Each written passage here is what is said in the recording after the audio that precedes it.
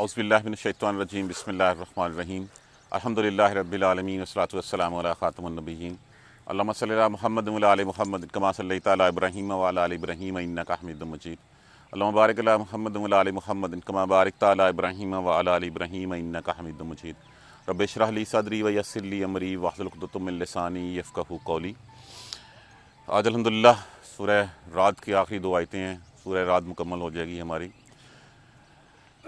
जिस तरह हुज़ूर सल्लल्लाहु अलैहि वसल्लम के लिए चालें चलीं, आप सल्लल्लाहु अलैहि वसल्लम को अज़ियतें दी, आप सल्लल्लाहु अलैहि वसल्लम को देसन काला दिया, हिजरत पे मजबूर किया, आप सल्लल्लाहु अलैहि वसल्लम को शहीद करने की साजिशें हुईं, उन्हीं के बारे में जो है वो यहाँ पे जो है बताया जा रहा है कि ये चालें चलने वाले, और तसल्ली दी जा रही है आप सल्लल्लाहु अलैहि वसल्लम को कि ये आपके ख़िलाफ़ चालें चलने वाले ये कोई अकेले पहले लोग नहीं हैं।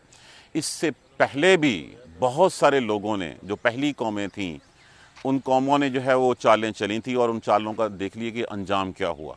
उनका अंजाम देखना है तो निकलिए बाहर, और बाहर निकल के जो है वो खंडरात की तरफ देखिए, जहाँ बस्तियाँ जो हैं वो अपनी गवाही दे रही हैं तबाही की, कि ये भी वो लोग थे जिन लोगों ने जिन लोगों के ऊपर अल्लाह के रसूल आए, और अल्लाह के रसूल आए उन्होंने बात नहीं मानी, रसूलों का मजाक उड़ाया और इनकार कर दिया, तो उनका नतीजा क्या हुआ। इसी बात से आप सल्लल्लाहु अलैहि वसल्लम को तसल्ली दी जा रही है। वक़द, और बिलाशुबा तहकीक, मकर अल्लज़ीना, मकर किसको कहते हैं? मकर होता है किसी को चुपके से छुप के नुकसान पहुंचाने का इरादा करना, सोचना, नुकसान पहुंचाने की नीयत करना। वैसे इसका माना चाल भी होता है, फ़रेब भी होता है, लेकिन जब हम यही वर्ड अल्लाह तबारक व तआला के लिए जो है वो करते हैं तो फिर इसका मतलब होता है तदबीर करना। वक़द, और बिलाशुबा, मकर अल्लज़ीना, मकर किया, चालें चली उन लोगों ने, मिन क़ब्लिहिम, इनसे पहले, और इनसे पहले भी तहकीक लोगों ने जो है वो बहुत सारी चालें चली थी, मकर किया था। फलिल्लाहिल मकरु जमीया, बस लिए अल्लाह ही के लिए तदबीरें हैं, जमीया, सब की सब, अल्लाह की तदबीरें जो हैं वो सब की सब हैं। यालमो, वो जानता है, मा तक्सिबु, अब इसमें से लफ्ज़ क्या है? कसब का माना क्या होता है? कमाई करना, अमल करना। ता यहाँ पे जो है वो गायब मुअन्नस के लिए लगी हुई है। कुल्लु नफ्सिन, जानता है वो जो करती है, हर जान, हर नफ्स जो कुछ करता है वो उसको जानता है। वसयालमु, और मुज़ारे से पहले अगर सीन का इस्तेमाल आ जाए तो क्या होता है? अनकरीब, फ़ौरन ही, जल्द ही। अनकरीब वो जान लेंगे, कौन जान लेंगे? सयालमुल कुफ़ारो, काफर लोग।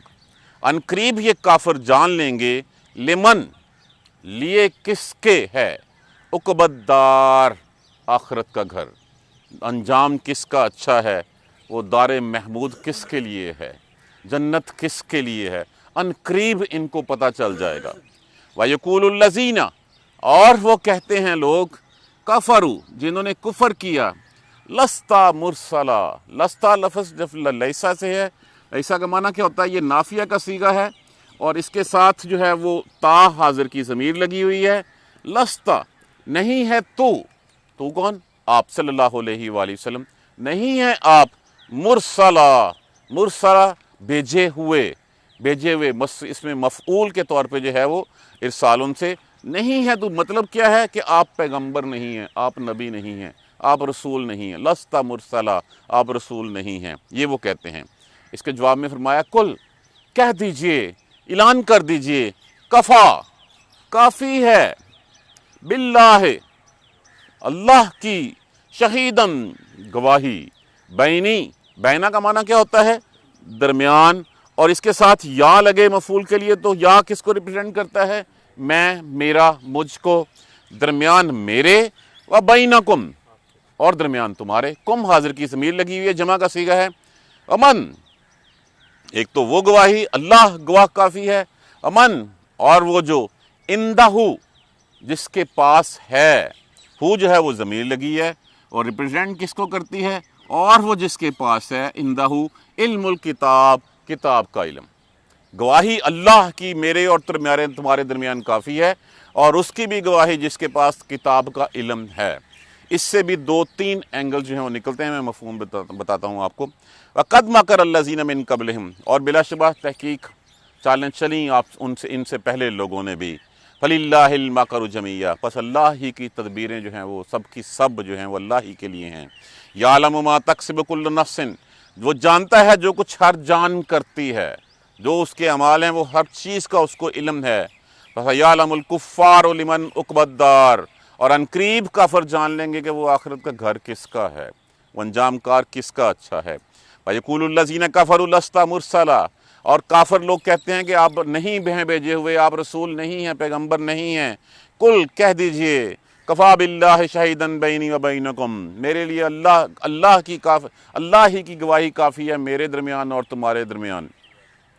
ومن عندہ علم الکتاب، اور اس کی جس کے پاس کتاب کا علم ہے۔ اب پہلی بات پہ آ جائیے، وقد مکر الذین من قبلہم، کیا رسولوں کے خلاف لوگوں نے پہلے جو وہ سازشیں نہیں کی؟ کیا چالیں نہیں چلیں؟ کتنا ستایا گیا؟ نوح علیہ السلام سے آنورڈ پڑھنا شروع کر دیجئے، قصص الانبیاء دیکھ لیجئے، قرآن میں جو ہے وہ ہر کسی کے بارے میں بتا دیا گیا۔ کیا ہوتا تھا؟ جیسے ہی کوئی نبی آ کے جو ہے وہ اپنی نبوت کا اعلان کرتا، اللہ کی توحید کا پیغام دیتا، سب سے پہلے اس قوم کے بڑے سردار جو ہے وہ خلاف ہو جاتے ہیں، اور پھر ان کی ساری توانائیاں، سارا ریسورسز، سارا مال و اسباب اس بات پہ لگ جاتا ہے کسی طرح اس نبی کا جو ہے وہ جھٹلایا جا سکے، کسی طرح اس نبی کو جو ہے وہ ستایا جا سکے، اس نبی کا دین جو ہے وہ جو تحریک چلا رہا ہے اسلام کی، اس تحریک کو ختم کیا جا سکے۔ انہوں نے ماننے سے انکار کر دینا۔ وجہ کیا ہوتی تھی؟ وجہ ان کا تکبر ہوتا تھا، کیونکہ جب بھی آپ دیکھیں ایمان لانے والوں میں سے سب سے پہلے غریب غربا آتے ہیں، وہی مسکین لوگ آتے ہیں۔ تو وہ کہتے تھے کہ کیا ہم ان کے پاس آ کے بیٹھیں، ان کے برابر آ کے بیٹھیں پاس آپ کے؟ جیسے ابو جہل نے کہا تھا اگر میں اسلام قبول کر لیتا ہوں تو مجھے کیا ملے گا؟ تو فرمایا ہے جو دوسرے مسلمان کو ملتا ہے۔ تو اس نے آگے سے جو ہے وہ معاذ اللہ یہ کہا تھا کہ لعنت ہو ایسے دین پر، برباد ہو جائے ایسا دین جس میں جو ہے وہ ابو جہل جیسا سردار جو ہے وہ آ کے بلال حبشی کے پاس بیٹھے یا سلمان فارسی کے پاس بیٹھے۔ تو کیا یہ اصل میں یہی وہ خمار تھا، یہی وہ تکبر تھا جو ان کو، یہ نہیں تھا کہ وہ اسلام کو سچا سمجھتے تھے، لیکن اس کے باوجود یہ تکبر ان کو جو ہے وہ لے کے بیٹھ گیا۔ اسی تکبر کی بنا کے اوپر جو ہے وہ پھر کیا کرتے تھے؟ اس نبی کے خلاف، آپ صلی اللہ علیہ وآلہ وسلم کے خلاف کیا کچھ نہیں کیا؟ کیا آپ کی راہوں میں کانٹے نہیں بچھائے گئے؟ کیا آپ کی گردن کے اوپر، کمر کے اوپر جو ہے وہ اوجری جو ہے وہ نہیں لاد دی گئی تھی؟ کیا جو ہے وہ آپ کے کھانے میں جو ہے وہ خاک نہیں ڈالا کرتے تھے؟ آپ کے گھر کے اوپر سے جو ہے وہ ہنڈیا کے اوپر جو ہے وہ نہیں خاک پھینکا کرتے تھے؟ کون سا ایسا ظلم ہے جو آپ دیکھ لیجئے حضور صلی اللہ علیہ وآلہ وسلم کے خلاف انہوں نے نہیں کیا؟ کون سی چال جو ہے وہ ایسی نہیں چلی؟ تو یہاں پہ یہی کہا گیا کہ ان کو بتا دیجئے کہ یہ اس طرح کی چالیں جو پہلے بھی چلتے رہے ہیں، جو پہلے لوگ تھے وہ بھی ایسے ہی کرتے تھے، ان کا انجام دیکھنا ہے تو دائیں بائیں نکلو، جا کے فسیروا فی الارض، پھرو زمین میں، دیکھ لو کھنڈرات تمہیں نظر آئیں گے، اور ان کھنڈرات کے وہ لوگ گواہ تھے۔ اس سے بڑھ کے اور کیا دیکھ لو؟ یہ دیکھ لو کہ فیل والوں کے ساتھ کیا ہوا تھا، وہ اللہ کا گھر مٹانے آئے تھے، وہ ایک ابابیل، ایک چھوٹے سے پرندے نے جو ہے وہ ان سب کو تباہ کر کے رکھ دیا تھا۔ تو یہ ساری وہ چالیں چلتے ہیں، لیکن وہ ساری چالیں، ساری تدبیریں تو اللہ ہی کے لیے ہیں، اور ہمیشہ اللہ ہی کی تدبیریں کامیاب ہوتی ہیں۔ حق ہمیشہ اللہ ہی کی طرف سے آتا ہے، اور وہی حق جو ہے وہ کامیاب بھی ہوتا ہے۔ جتنے بھی اللہ کے ماننے والے تھے، انبیاء کرام سمیت، ان سب کو بچا لیا جاتا ہے، اور باقی ساروں کا انجام تمہارے سامنے ہے۔ فتح ہمیشہ جو ہے وہ حق اور سچ کی ہوتی ہے۔ جتنی تدبیریں ہیں وہ اللہ ہی کے لیے ہیں، اور اللہ ہی تدبیر فرماتا ہے، اور حق ہی بلند ہوتا ہے۔ یہ ایک طرف سے پچھلے کی طرف اشارہ تھا، اور دوسری طرف سے پیشن گوئی تھی آنے والے وقت کے لیے بھی، کہ یہ جو مرضی کر لیں، جتنا مرضی تدبیریں کر لیں، چالیں فتح حق کی ہوگی، فتح رسول صلی اللہ علیہ وآلہ وسلم اور ان کے ساتھیوں کی ہوگی۔ اور وہ دیکھ لیجئے، قوموں کی تاریخ بدلنے کے لیے 10-12 سال، 20-22 سال کا ٹوٹل عرصہ کوئی زیادہ عرصہ نہیں ہوتا۔ دیکھیے 10 سال تو پہلے آپ جو ہے وہ مکی زندگی ہے، اس کے بعد پھر آپ کی جو ہے وہ مدنی زندگی ہے، اور پھر ٹوٹل 23 سال کا پیریڈ ہے نبوت ملنے کے بعد آپ کی اس دنیا سے تشریف لانے تک، اور اس 23 دنوں میں جو ہے پورے حجاز کیا پوری دنیا کی تقدیر جو ہے وہ بدل جاتی ہے۔ تو یہ وہ پیشن گوئی ہیں کہ لوگ جو مرضی کر لیں، جتنا مرضی کھڑے کر لیں، ایک تو پچھلوں کا انجام دیکھ لیں، وہاں پہ انجام دیکھیں تو فتح کس کی ہوئی تھی؟ حق کی ہوئی تھی، اللہ کے پیغمبروں کی، اللہ کے رسول کی تو ہوئی تھی فتح۔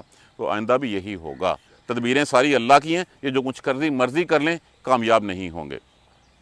اور وَسَيَعْلَمُ، اور عنقریب جان لیں گے کفار، لمن عقبى الدار، کہ آخرت کا گھر کس کا ہے۔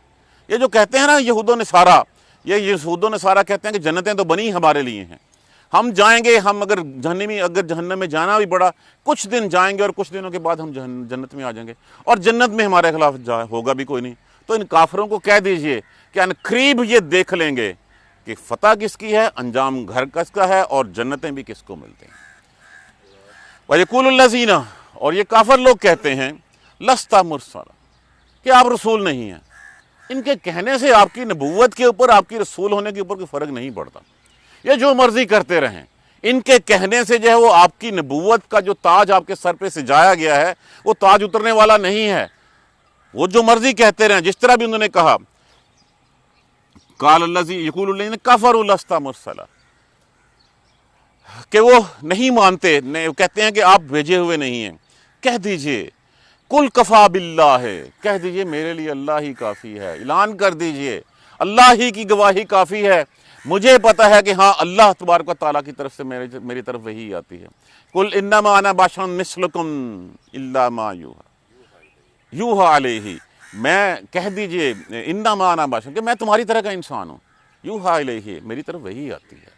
تو یہ مجھے پتا ہے، اللہ ہی کی گواہی کافی ہے میرے اور تمہارے درمیان، کیونکہ کل کو فیصلہ اللہ ہی کی عدالت میں ہونا ہے، اللہ ہی کے پاس جو ہے وہ جا کے جو ہے وہ فیصلہ ہوگا۔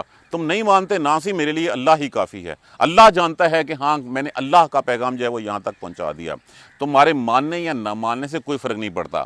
امن عندہ علم الکتاب، اور اس کو بھی جس کے پاس کتاب کا علم ہے۔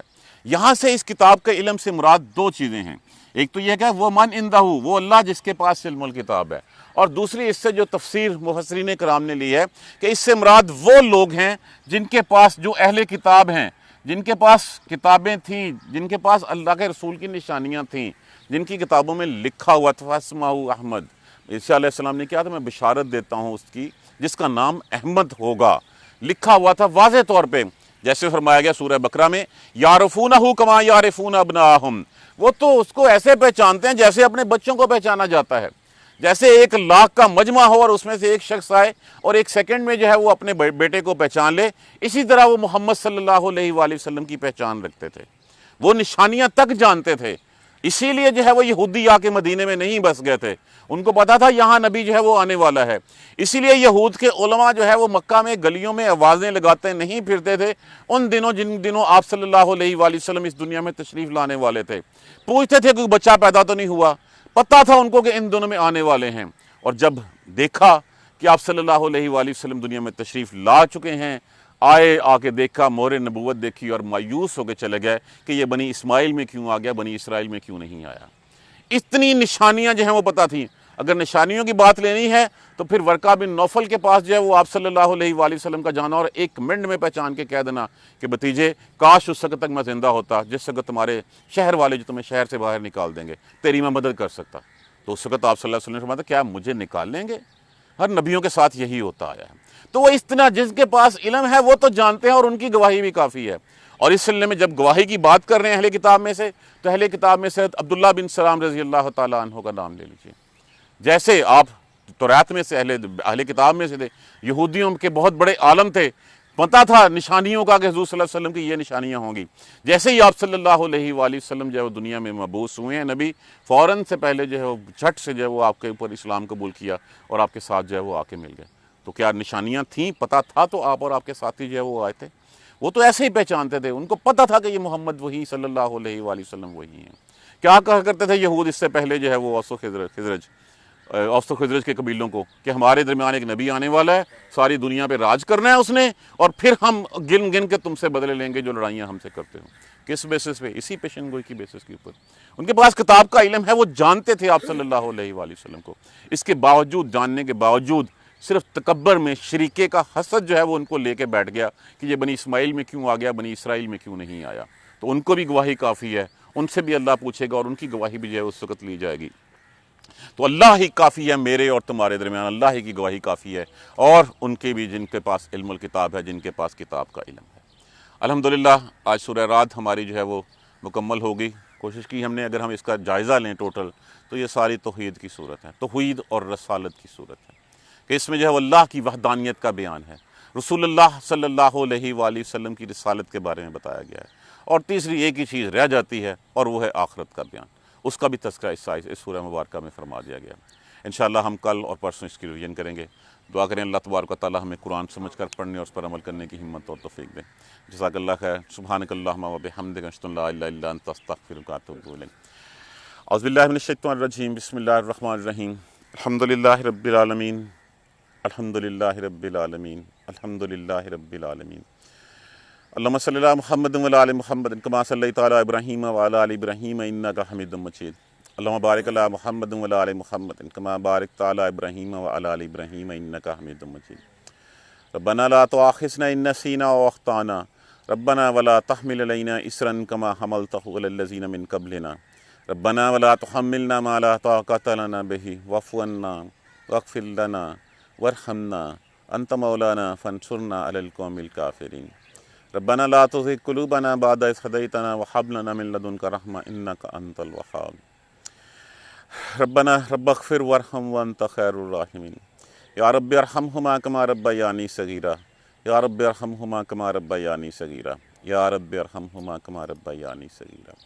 ربنا ظلمنا أنفسنا وإن لم تغفر لنا وترحمنا لنكونن من الخاسرين۔ لا إله إلا أنت سبحانك إني كنت من الظالمين۔